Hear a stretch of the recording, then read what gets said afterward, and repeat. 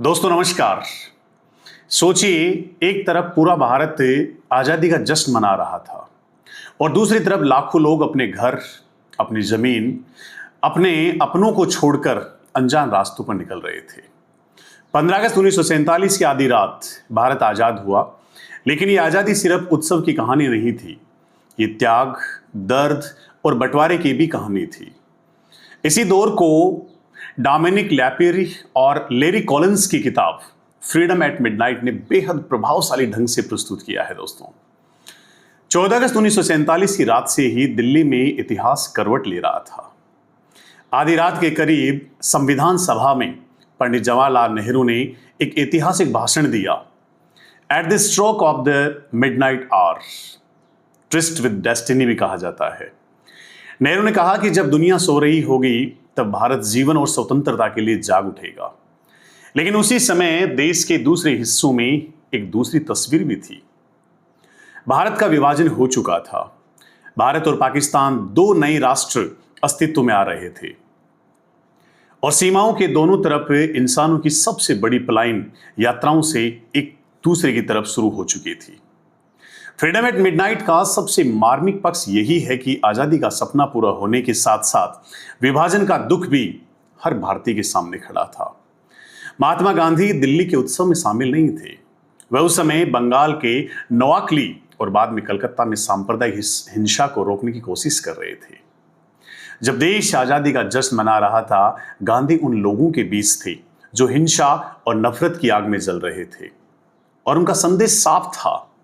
अगर मेरे देशवासी एक दूसरे के खून के प्यासे हैं तो मेरे लिए आजादी का जश्न अधूरा है। और फिर आया वो ऐतिहासिक क्षण 15 अगस्त 1947, वही 15 अगस्त जो आज का दिन है। लाल किले पर स्वतंत्र भारत का तिरंगा फहराया गया। सदियों की गुलामी के बाद पहली बार भारतीयों ने महसूस किया, अब अपने देश का भविष्य हम खुद तय करेंगे। लेकिन इस स्वतंत्रता की कीमत बहुत बड़ी थी। विभाजन के दौरान भयंकर सांप्रदायिक हिंसा हुई और करोड़ों लोग विस्थापित हुए। अनगिनत परिवार बिछड़ गए। किसी ने अपना घर खोया, किसी ने अपनों को खोया, किसी ने अपने शहर और किसी ने अपने पूरे के पूरे परिवार को खो दिया। इसलिए जब हम 15 अगस्त को तिरंगा देखते हैं तो सिर्फ एक आजाद देश को मत देखिए आप, उसके पीछे उन लाखों, उन हजारों लोगों का दर्द भी याद कीजिए जिन्होंने आजादी की कीमत अपने जीवन से चुकाई। और उन स्वतंत्रता सेनानियों को भी याद कीजिए जिन्होंने अपना आज कुर्बान कर दिया ताकि हमारा कल आजाद हो सके। आजादी सिर्फ 15 अगस्त 1947 को मिली हुई कोई तारीख नहीं है दोस्तों। आजादी एक जिम्मेदारी है। आजादी हम सबका एक कर्तव्य है।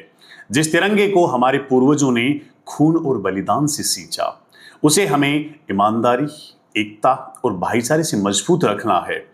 15 अगस्त आते ही हम तिरंगा लगाते हैं, देशभक्ति के गीत सुनते हैं और कहते हैं भारत माता की जय।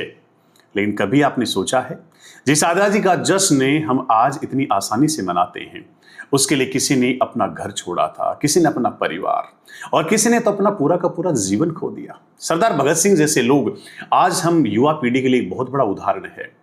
15 अगस्त सिर्फ कैलेंडर की एक तारीख नहीं है, ये उन कुर्बानियों की तारीख है जिनकी वजह से हम आज आजादी महसूस करते हैं। एक तरफ भारत आजादी की सुबह देखने वाला था, दूसरी तरफ विभाजन का दर्द देश को तोड़ रहा था। लाखों लोग अपने घरों से निकल पड़े। किसी के हाथ में सामान की गठरी थी तो किसी की गोद में छोटा बच्चा। लेकिन सबसे बड़ा सवाल इस बात का था, क्या हम कभी वापस अपने घर जा पाएंगे? कई लोग अपने पीछे सिर्फ मकान नहीं, अपनी पूरी जिंदगी छोड़कर चले गए। कई परिवार रास्तों में बिछड़ गए और कुछ को तो रास्ते भी नसीब नहीं हो पाए।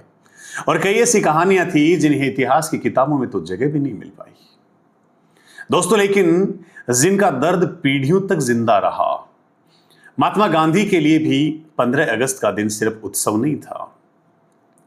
जब दिल्ली में आजादी का जश्न मनाया जा रहा था, गांधी उन लोगों के बीच थे जहां सांप्रदायिक हिंसा ने इंसान का दुश्मन बना दिया था। सोचिए, आप अपने इस मजबूत पक्ष को सोचिए आप कि जिस व्यक्ति ने पूरे देश को आजादी की राह दिखाई, वही व्यक्ति आजादी के दिन भी लोगों के बीच शांति की तलाश कर रहा था।